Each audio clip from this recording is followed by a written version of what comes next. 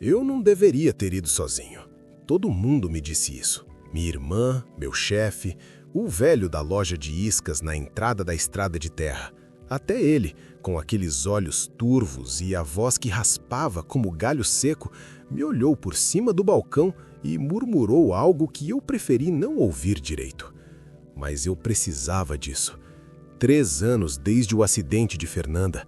3 anos desde que parei de dormir de verdade. Desde que comecei a acordar às 3 da manhã com o coração disparado e a certeza absoluta, visceral, de que havia algo me observando do canto do quarto. O psiquiatra chamava de trauma, eu chamava de punição.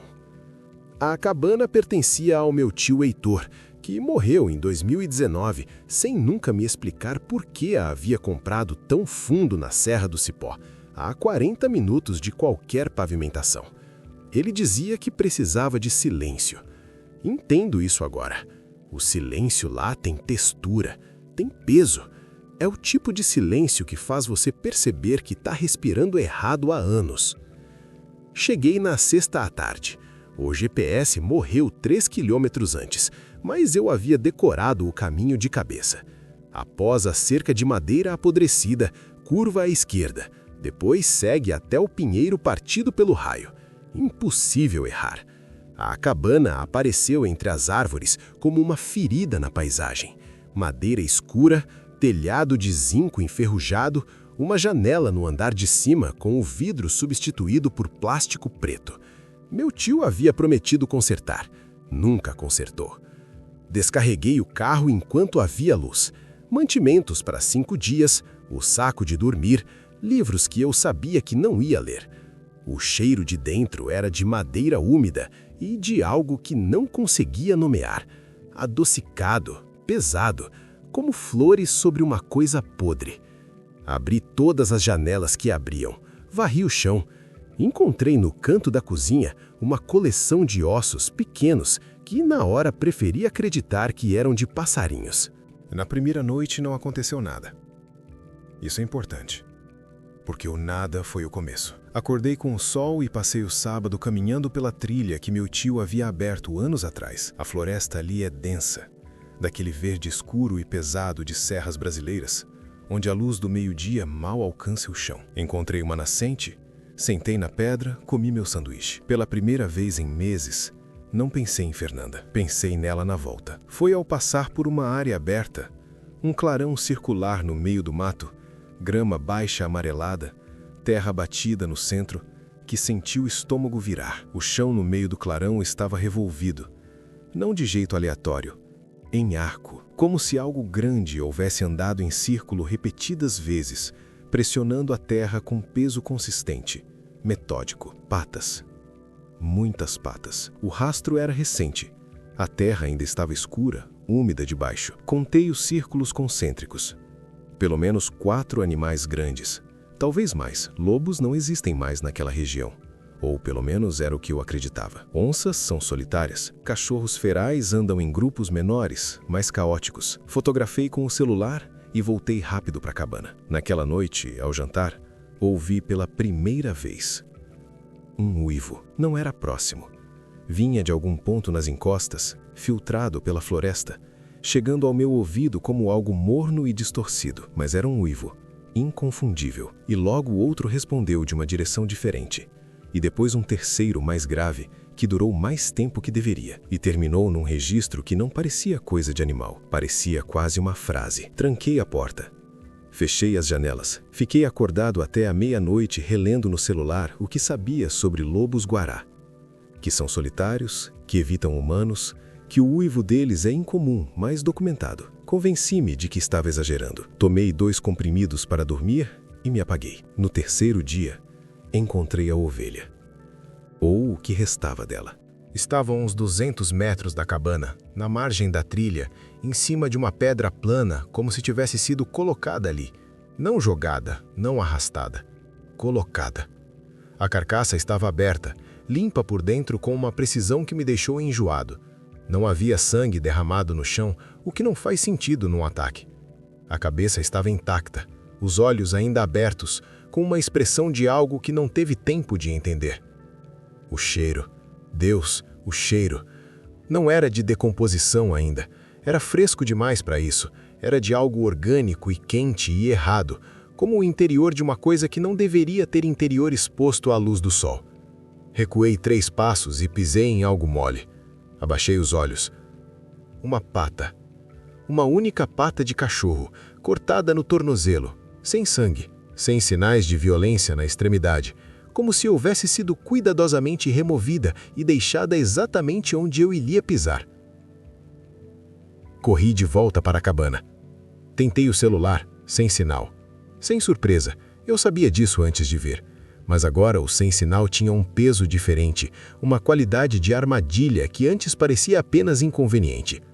O rádio de ondas curtas que meu tio deixava guardado debaixo da pia tinha as pilhas mortas. Encontrei pilhas novas na segunda gaveta. Troquei, liguei. Captei estática, depois uma estação de música sertaneja de alguma cidade distante, depois mais estática. E então, por 3 segundos, uma voz masculina, calma, que disse: "Não saia à noite. Repito, ninguém deve sair à noite enquanto..." Estática. Fiquei ali com o rádio na mão por um longo tempo. Depois, fui verificar o trinco da porta. Depois as janelas. Depois empurrei a mesa de jantar contra a porta da frente, porque o trinco era velho, e eu sabia que um trinco velho é apenas uma sugestão. Às 22 horas, ouvi passos no telhado, rítmicos, pesados, como de algo que estivesse caminhando devagar de uma extremidade à outra do zinco enferrujado. O telhado rangeu.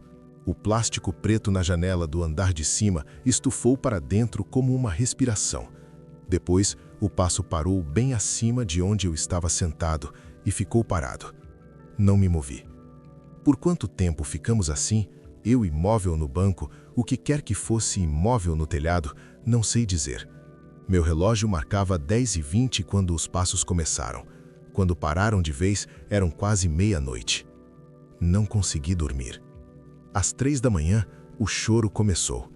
Não o uivo de antes, um choro, de criança, vindo de fora, à esquerda da cabana, onde a floresta começa.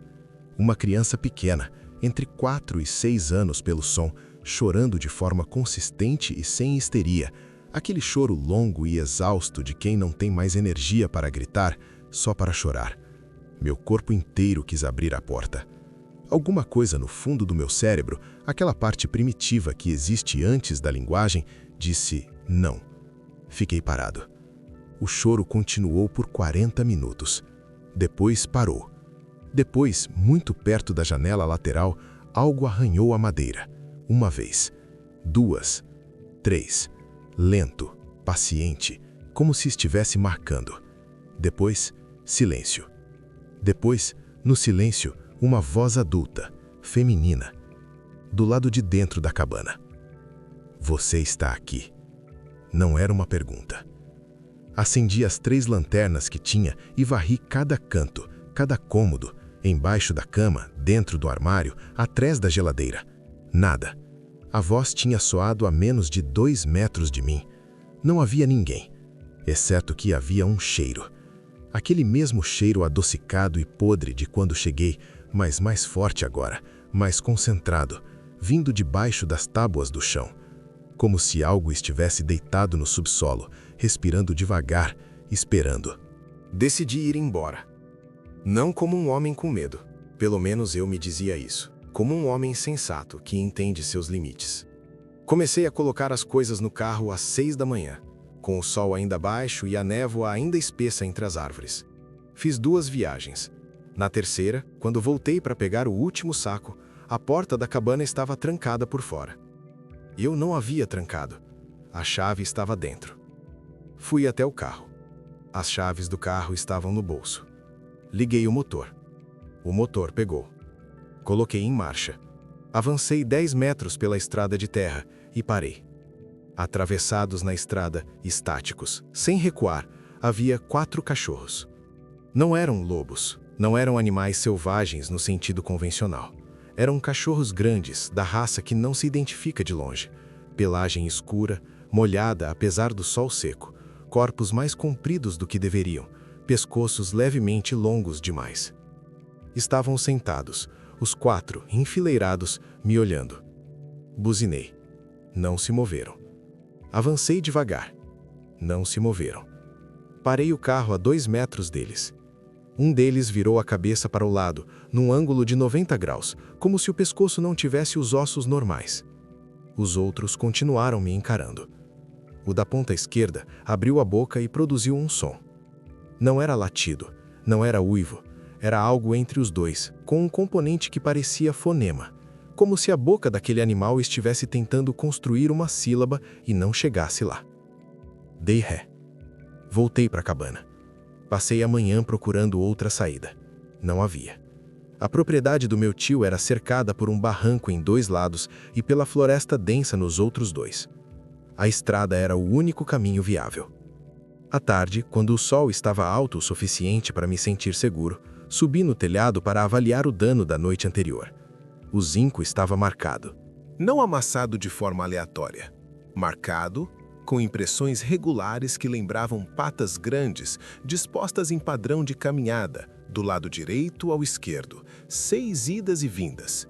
E no centro do telhado, onde o passo havia parado na noite anterior, o zinco estava dobrado para baixo, como se algo pesado e muito quente houvesse ficado deitado ali por horas. A superfície ao redor da dobra estava levemente chamuscada. Desci do telhado e sentei na varanda. Tentei pensar com metodologia. Fatos. Havia uma matilha de animais anormais bloqueando minha saída. Havia sons e vozes de origem desconhecida. Havia marcas inexplicáveis. Havia um cheiro que vinha debaixo do chão. O subsolo. Meu tio havia mencionado uma vez de passagem que a cabana tinha uma adega pequena, que ele usava para guardar vinho que nunca chegava a beber. Eu havia procurado por um alçapão durante a varredura da noite anterior e não encontrei. Mas agora, à luz do dia, voltei para a cozinha e olhei com mais cuidado. A geladeira velha estava em cima de um tapete de sisal. O tapete estava parafusado ao chão. Não, tapetes não são parafusados ao chão. Levei 20 minutos para mover a geladeira e arrancar os parafusos com uma chave de fenda. Embaixo do tapete havia um alçapão de madeira escura, com uma argola de ferro. A madeira ao redor do alçapão estava manchada, não de mofo, não de umidade, de algo escuro e antigo que havia secado há muito tempo. O cheiro vinha de lá, forte, intenso, aquele adocicado de coisa podre. Abri. Abaixo havia uma escada de 5 degraus e um espaço pequeno, de teto baixo, que mal cabia em pé. A lanterna iluminou prateleiras de madeira em 3 paredes. Garrafas de vinho, algumas intactas, algumas quebradas. Ferramentas enferrujadas. Uma caixa de sapatos. E no canto, no chão de terra batida, um círculo desenhado com algo escuro. Dentro do círculo, ossos, pequenos, dezenas, organizados em padrão radial, como os raios de uma roda. No centro dos ossos, uma faca de caça, com o cabo envolto em couro cru. E embaixo da faca, uma fotografia. Minha fotografia. Eu, meu apartamento, minha janela. Tirada de fora, de noite, provavelmente com um zoom. Data no verso. 3 semanas atrás. 7º. A segunda noite. Eles vieram quando o sol se foi. Não com barulho, com silêncio. É isso que ninguém entende quando tenta descrever predadores reais. Eles não anunciam. O silêncio chegou primeiro. Aquele silêncio total, que significa que todos os animais da floresta pararam ao mesmo tempo porque algo maior os mandou parar. Depois, as sombras na beira da árvore. 4, 6, 8. Os mesmos corpos alongados, a mesma pelagem escura e úmida, os mesmos pescoços que giravam no ângulo errado. Eles não se aproximaram ainda. Ficaram na beira da floresta, sentados, esperando, me olhando com aqueles olhos que não refletiam a luz da minha lanterna. Olhos de animal refletem luz. São tapetes de células refletivas. Esses não refletiam nada. Fechei todas as janelas. Apaguei as luzes internas para não ser visto. Fiquei no escuro, observando pelas frestas das venezianas. Às 10 da noite, uma delas se levantou e caminhou até a varanda. Devagar, sem urgência. Subiu os 3 degraus da varanda com uma calma de algo que sabe que tem todo o tempo do mundo. Parou na porta da frente e bateu. Não arranhou, bateu com os nós dos dedos. 2 vezes. Pausa. 2 vezes. Como visita. Você sabe por que estamos aqui, disse a voz do lado de fora. A mesma voz feminina da noite anterior. Calma, quase amigável. Eu não respondi. Você sabe o que seu tio fez aqui. O que ele chamou. Nós esperamos muito tempo por alguém da família voltar. Pressionei as costas contra a parede e abracei os joelhos. Abra a porta, Lucas. Não vai doer. Já não vai doer. Eu nunca havia dito meu nome em voz alta desde que cheguei. Às 2 da manhã, tentei de novo o carro. Saí pela porta dos fundos correndo, me joguei no banco do motorista, liguei o motor, os faróis acenderam e iluminaram a estrada. Vazia. Coloquei em primeira e acelerei. 100 metros, 200, a estrada de terra, a cerca apodrecida à direita, a curva, e ali, no meio da curva, um deles estava deitado atravessado na pista. Imenso, maior do que deveria ser. Freou com força e o carro derrapou na terra solta e parou a menos de 1 metro do animal. Ele levantou a cabeça e me olhou. E eu reconheci. Os olhos, castanhos, com uma mancha amarela no íris esquerdo. Eu conhecia esses olhos. Eu havia fechado esses olhos com os meus próprios dedos no velório 3 anos atrás. Era Fernanda. Ou algo que havia tomado o rosto de Fernanda e colocado em algo que eu não queria continuar olhando. Dei ré em pânico total. Bati na cerca, saí do carro tossindo no meio da poeira e corri de volta para a cabana sem olhar para trás, sem ouvir o que quer que estivesse me chamando pelo nome com aquela voz que eu amava. Desci de novo para a adega.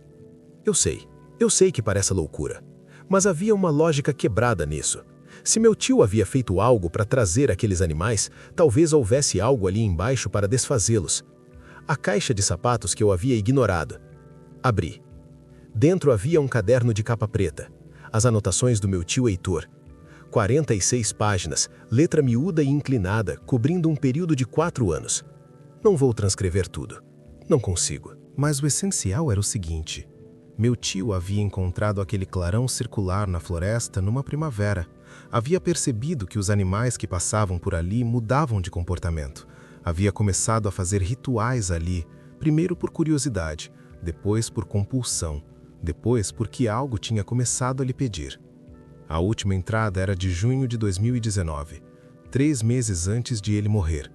Dizia: eles me disseram que precisam de alguém de sangue, que o contrato não se fecha com estranhos, que a alcateia precisa de um nome, e nome só vem de família. Tentei dar o meu. Disseram que eu já não tinha mais sangue que prestasse. Mandei a fotografia para o Lucas. Tenho orado para que ele nunca venha. Fechei o caderno. A adega estava mais escura do que antes. A lanterna ainda estava acesa, mas a luz não parecia alcançar os cantos. E do canto mais fundo, onde não havia prateleira, onde havia só parede de terra, saiu um som. Respiração. Profunda, ritmada, de algo muito grande num espaço muito pequeno, que havia estado ali o tempo todo. Subi os 5 degraus em 2 passos, fechei o alçapão, empurrei a geladeira por cima com força que não sabia que tinha. Sentei no chão da cozinha ofegando. Na varanda, do lado de fora, eles estavam todos, a matilha inteira, 10, 12, talvez mais, enfileirados na varanda, sentados, quietos, me olhando pelas venezianas, e no meio deles, de pé, a figura que usava o rosto de Fernanda. Mas agora, olhando de frente, eu conseguia ver o que havia errado o tempo todo. A proporção estava errada, o pescoço comprido demais, os braços que terminavam no ângulo errado, os joelhos que dobravam para o lado oposto, e o rosto de Fernanda esticado sobre uma estrutura que não era humana, como uma máscara sobre algo que não entende para que serve uma máscara, apenas sabia que funcionava. Lucas, disse ela, com a voz exata de Fernanda. Timbre e velocidade, a forma como ela arrastava levemente o meu nome. Você se lembra do que eu disse no hospital? Eu me lembrava. Promete que vai ficar bem. Essas foram as últimas palavras dela. Promete que vai ficar bem, disse a coisa. E eu entendi que era uma isca que estava sendo pescado com a memória mais dolorosa que eu tinha, que aquela coisa havia vasculhado minha cabeça, ou o caderno do meu tio, ou o éter, em busca da senha exata para minha porta. Me levantei. Fui até o fogão a lenha. Abri a porta de ferro. Peguei o caderno do meu tio e joguei dentro. O efeito foi imediato e violento. A coisa do lado de fora emitiu um som que não era voz, era frequência, aquela frequência que você sente nos dentes e nos ossos mais do que nos ouvidos. Os animais recuaram. 2 deles caíram de lado e se contorceram. O fogão crepitou verde por 1 segundo, apenas 1 segundo, e depois voltou ao laranja normal. A coisa no rosto de Fernanda olhou para mim com algo que seria raiva se fosse humano, e era outra coisa que não tenho palavra para nomear. Depois virou as costas. A matilha a seguiu. E eles desapareceram na floresta um por um, os corpos sumindo entre as árvores como sombras que a névoa absorvesse. Em 2 minutos, estava sozinho. Saí ao amanhecer. A estrada estava livre. Cheguei à cidade mais próxima às 7 da manhã. Entrei no primeiro bar que estava aberto, pedi um café e fiquei sentado por 1 hora tentando decidir o que fazer com o que sabia. Não contei para ninguém. O que diria? Fui para a polícia? Para um padre? Para o psiquiatra que já me olhava com aquela expressão de paciente difícil? Fui para casa. Tomei banho. Comi alguma coisa. Dormi por 15 horas seguidas. O primeiro sono profundo em 3 anos. Na manhã seguinte, fui ao cartório e passei a cabana para um comprador anônimo que havia enviado uma oferta por e-mail 3 semanas antes. Preço abaixo do mercado, pagamento à vista, nenhuma negociação. Assinei os papéis sem perguntar o nome do comprador. Só depois, na saída do cartório, pensei em verificar quando o e-mail havia chegado. 3 semanas antes. A mesma data da fotografia minha tirada de fora do apartamento. Voltei correndo ao guichê. O atendente verificou o número do protocolo. Disse que a transferência havia sido feita em nome do proprietário anterior. Heitor Tavares Mendes, disse ele, consultando a tela. Falecido em setembro de 2019. Então percebi. Nunca fui eu que decidi ir para aquela cabana. Eu havia sido convocado. E ao queimar o caderno, ao desfazer o contrato do meu tio, eu havia apenas encerrado uma parte do acordo. A outra parte, o sangue da família que a alcateia ainda precisava, ainda estava em aberto. Eu ainda estava em aberto. Esta noite, pela primeira vez em semanas, ouvi um uivo. Vinha da rua. Do lado de fora do meu apartamento, no 12º andar, em plena cidade, às 3 da manhã, havia um som de unhas arranhando o vidro da janela. E uma voz que eu amava, dizendo meu nome.